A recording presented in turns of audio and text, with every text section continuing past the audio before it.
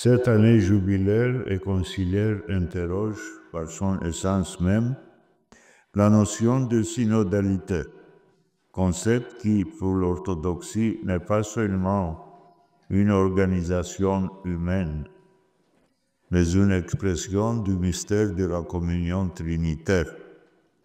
C'est une forme vivante, une force qui structure et anime la vie de l'Église.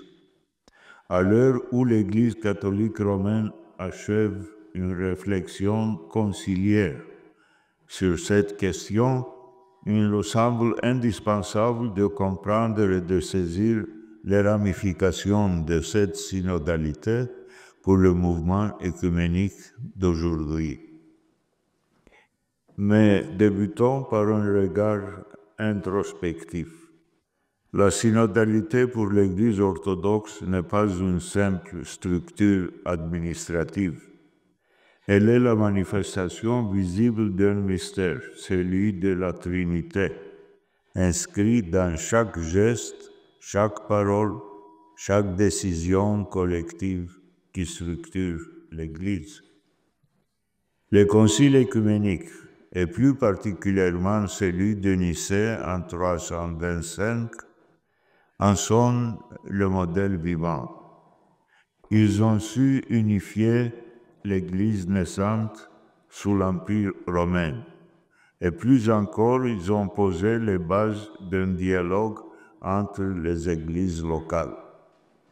Ce dialogue, loin d'être achevé, continue à nourrir et à inspirer nos réflexions, comme nous l'avons vu lors du Saint et Grand Concile de l'Église orthodoxe en Crète en 2016.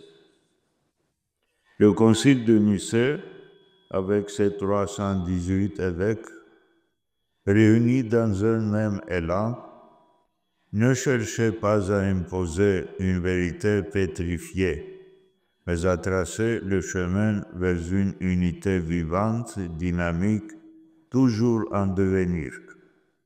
Le dogme de Nicée, exprimé par son credo, symbolise cette quête incessante.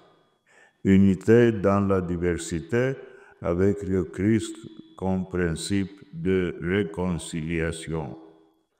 C'est ce credo, affirmant la consubstantialité du Fils avec le Père, qui nous ouvre à une compréhension plus profonde du mystère trinitaire.